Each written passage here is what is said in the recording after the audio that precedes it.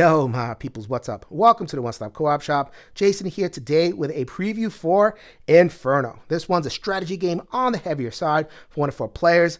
Has a big old board, can't even fit it on the screen, but I'm gonna give it my best shot for y'all. This one is set in the world of Dante's Inferno. Dante's Inferno is a classic of Western European literature.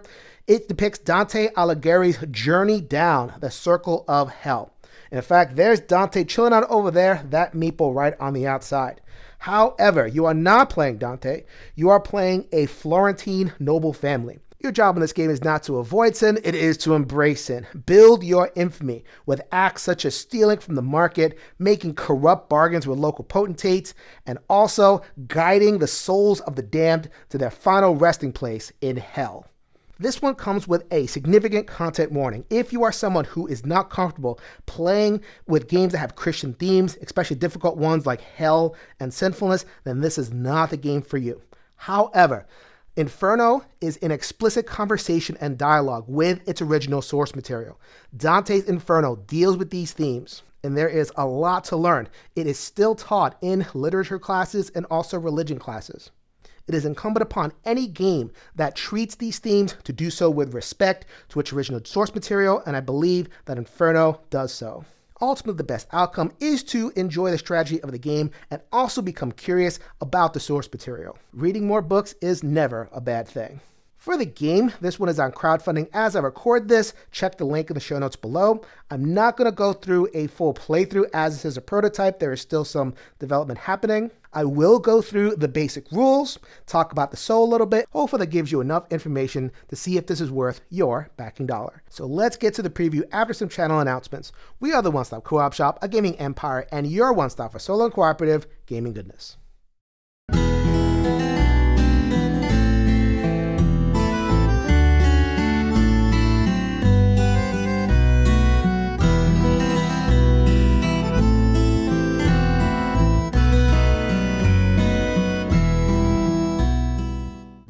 Inferno is fairly complex. There are a lot of different interlocking elements.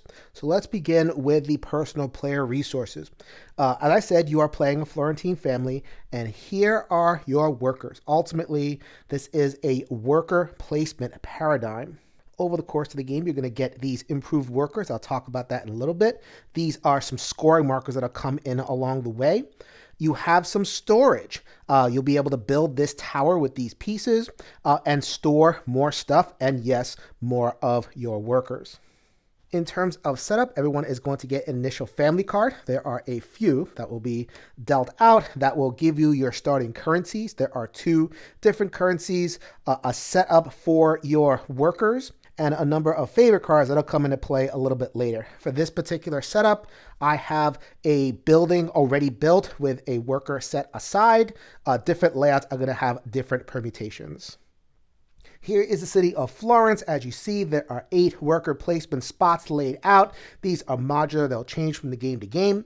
On a turn, I will either be placing a worker into one of these spots or recalling workers and performing an action. I'll get into all of that.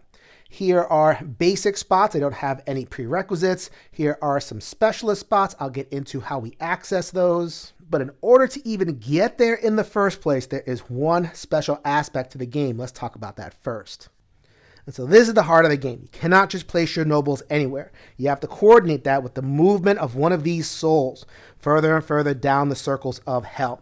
So I have an initial setup that comes from this plague deck. I got 4, and then you always see what souls are coming. And as you see from the reserve, there are plenty. The rhythm of the game is to move a soul and then place your worker. So at the beginning, they're all in the graveyard. You got to pay Charon 1 drachma, which is the coin of the underworld, in order to move one of those souls out. Once again, you can move any of them. So I would like to get this green moving towards their final resting place. So then let's move them over here, paying my drachma, and now I can take an action. The reason I move them here is because it opens up this realm of action. So as you can see, all of the shields match up with these 4 symbols. So I wanted to take this action. So in order to do so, I'd have to land a soul on this shield. If I wanted to take one of these two actions, then I would have had to have put the soul at this space or a space that depicts the wheel. Same thing with the key spaces, same thing with the house spaces. One soul placement opens up one pair of spaces for me to go. So I have moved my soul. I am now ready to place my noble. So at the beginning of the game, you're mostly going to be looking at these four areas over here. There are exceptions. I'll go into all that, but here's a good place to start. So these are simple actions. If I go here, that is how I earn myself a rascal. This is the haystack where there's a lot of sin and fornication going on, lots of orphans being made. You're going to take one orphan that is not doing too much, and now they work for you. Going over here enables me to build up my tower where I can store more stuff. I get more florins at this area, 2 plus the number of potentates that I have made corrupt bargains with. We'll get to that in a minute. And this space allows me to rearrange my tower to make more space. But since I went down to the stag symbol, I'm going to go ahead and place my worker here. And I have a rascal that is going to be available to me next session, a super worker. I'll show you that in a minute. It is the next player's go. They have a couple of options. First of all, because these don't belong to anybody, they can choose to move along the chain and execute one of these two actions. Or they can pay a drachma and bring another soul down into the circles of hell. So they can either go along the outer edge, which is limbo, or they can skip along. No two souls can occupy the same place. So if they wanted to bring a soul a little bit further down into the hells, then they can say, I'm skipping you and I am going to go here. Now, once the particular soul has reached the color that matches, so in this particular case, this is the circle of lust, you could probably make out there are souls doing stuff. We don't have to mention that. Go ahead and read the book. It's all in there. Anyway, so once they have reached their matching color band, then they have achieved their final resting place. You lay them down, and then the person that achieved that would score these 2 infamy points. Once again, in a multiplayer game, this would be Pink's go. So Pink put their soul in a area that has the little tent, and so they can take one of these 2 actions. So if they went here, as I said, they can build a little bit of their building, but they're feeling a little bit froggy. They want to go to an advanced base. So the advanced spaces tend to have a cost. In this particular case, I got to pay an extra florin. This is a place where noble guests hang out. So let me go ahead and pay my florin and entertain. Make a corrupt bargain with one of these local powerful people. They can be bought and sold. When a pink player goes here, they can take one of these seated characters. As you can tell, they are seated and I don't know, they're reading off of their palms or something, something along those lines. Pink player has no kind of tower built yet. The space says that they get 2 florins plus florins per place of the tower they have built, and where the person occupies, nope, they don't get that. They just get the 2 florins. This guest is worth points at the end of the game if they're able to achieve majority, and they enable a kind of accusation action, which I will get to in just a minute. And so now gold player has a decision to make. They cannot move purple, but they can move green. If they move over this area, then they're able to put the green, which I believe is gluttony, down to rest and score 2 points for themselves. However, they may not want or need this particular action, so that's the thing you have to weigh. Do you want to take some points and try to make your actions work? Do you have other actions in mind to set you up for points later? So much to think about. In addition, there are all these other souls that you have to pay drachmas for. Just this one step has a lot of thinking that goes into it. So let's round out discussions of the worker placement spaces. So as I said, these are 4 simple spaces. Here have extra entry requirements. So you pay a florin to go in here and get a corrupt bargain with a potentate. Here, you can go in there and steal a resource, and I'll show you how that works in a little bit, why you'd want to do that. Here is a space where you manipulate the forces of hell. So you can do an exchange. So you exchange your florins for drachmas. Drachmas are useful down in the underworld. It's kind of where most of the currency is. So that's fine. You want to do that. Also, You can manipulate some things down in hell. Like with this action, you open up a gap in the wall of Dis. Hell isn't just free for anybody. You got to open up some pathways. So if a gold player wanted to take a soul past into these lower levels, then they would have to put a opening there. So on a future turn, if a red soul was traveling down, they could not travel down this way. There is no opening, but they could travel down over here. So another thing to think about in terms of creating your paths. And so besides opening that wall, there are ways to manipulate the scoring and activate guardians. We'll talk about all that in a little bit, but just know a space like this, you can do all three things. I told you, lots to do in this game. This is the final space, which is the wall, another opportunity to trade your florins for your drachmas. In addition, a way to manipulate resources and fire off those fraud cards. I know what you were thinking when I showed the personal area. I showed these cards. You're like, ooh, what's that? Well, here we go. So in order to play these cards, you have to have a resource to begin with. So on some kind of previous turn, you're going to want to have gone to the market and stolen stuff. So in this particular case, let's have stolen a piece of fabric, stored in your tower somewhere. That gives me the ability to play this card. So you always play it for the left side. You can choose your rewards. In this particular case, it's advancement on a sin track, this particular area, or some kind of other game effect. You choose one, they're good. You do not lose your resource. In addition, if you pay some drachmas, you can fire off one of the fraud cards in the central tableau. So let's say you like the look of one of them, they match up with your strat better, then usually worth the drachma to do that.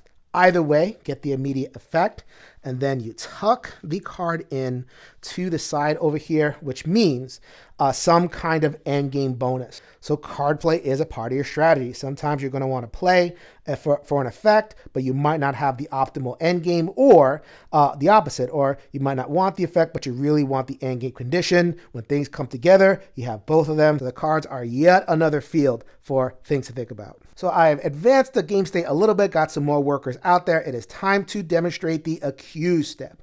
Thematically, that represents the nobles walking around the area, seeing somebody that they don't like the look of and say, I accuse you of grievous sin, call the authorities. So they're not represented at all in the game, at least when they're alive. We'll get to when they are taken by the authorities in a second. Mechanically, this is the recall worker step. So you take all of your workers back to your home. Accusing people of sin is very tiring work, so the accuser goes to a space in your tower to rest. The rest of your workers come back, ready to be deployed again in future rounds. Unfortunately, this is a time where church and state were one, and accusations of sin led to civil penalties, sometimes of a grievous kind. And so, well, the poor, unfortunate person becomes a soul and lands in the graveyard. Here is where a lot of the game scoring happens, the sin track. So this is where the accusation pays off for me in terms of infamy. So I take one of my cool skulls. So this plays gold player. I had accused along the lust track. So I get one progress here, and I get to do this power. Every time I successfully accuse, I would go up and eventually earn myself a diploma, which, I graduate in accusations of sinfulness, and I get more and more points the more I do that. Over the course of the game, you'll probably have 2 or 3 of these that you're working on. But for now, I have made progress along this lust track, and not only do I set myself up for points at the end of the game, I get a power now. How fantastic is that? I get 1 infamy point in this particular case, and this figure, which is the Guardian. I bet you were looking at the standee wondering what is going on with this thing. Represents a wild factor in the travel of the souls. People can manipulate this as they go. This is also variable. There are lots of different examples of monsters to vary up your play. Kind of a wild card, but increases the interaction in the travel. This is the 4th and final part of that accuse. Yes, that's a big culmination point in the game. Dante, I bet you forgot about him. Well, he moves. So then at the beginning of the game, not too much happens with the movement, but as Dante moves on further and further down, he is going to either enable the player to fulfill some actions. That's kind of along the side route. But the more important part is points. he will give out points depending on how progressed people are in a particular area. In this particular case, only gold has progress. If gold was more progressed than all the other characters in some way along this purple track, then they take one of their markers and they earn a diploma. At the end of the game, you're going to get points based on how progressed the game calls a phlegathon trap is called. So once you notice you're starting to make progress in a particular area, you're going to want to do other game effects that maximize how much you have, and then your opponents are going to try to pull that back and make your gains not worth so much. So this is a little bit of a tug of war opportunity for points. So that is most of what you need to know about accusations. There is a little wrinkle that I can take advantage of with pink. So in the advanced spaces, the one with archways, this is a slightly more powerful version of the accusation. They have partnered up with the local potentate. Either they've paid him off to look the other way, or they're in cahoots to clean out the riffraff. So if pink had accused, they would recall their worker as usual. They would place their soul as usual, and they would begin making progress on a track that is a little bit more lucrative. Generally, these gold powers are a little bit more powerful than these. So that's a part of the strategy as well. Do you want to concentrate on making a lot of progress up here, or do you want to devote to one or two more of the powerful tracks? That's also up to you.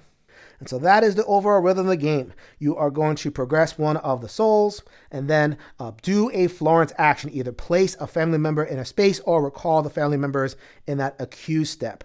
Back and forth, back and forth. The end of the game is reached when Dante reaches the bottom. Whoever gets Dante there is going to score a couple of more points. And then we add up. Overall progress on the infamy track.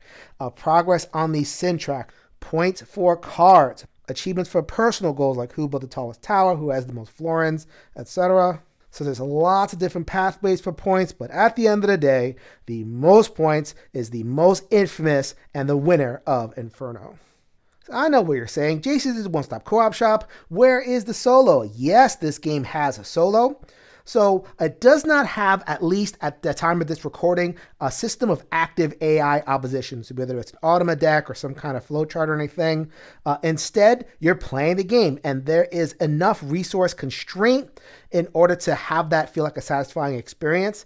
In addition, what the game does is offer you challenges. So what I'm showing right now is one of the challenges called the Black Death. You take a bunch of the cards, you fill them with souls, and throughout the game, your challenge is to deploy as many of these souls as possible into hell and achieve the game's scoring conditions. There's also a solo mode that has more particular achievements, having a certain number of souls down on the level, playing a certain number of favorite cards, etc. So there's a lot of challenge available in the solo. And so that was not meant to be any kind of comprehensive overview of what the game has to offer. There were a lot of rules that I didn't go over. You can borrow money from Charon in case you run out of drachmas. You can do what the game calls a River Styx action, take a certain number of souls, drown them, and get a couple more points out of that. My intention with this video was to show you enough of the flow of the game to see if your curiosity is piqued. Go ahead and click that crowdfunding link in the show notes. This is Jason with the One Stop Co-op Shop. We'll see you at the next stop.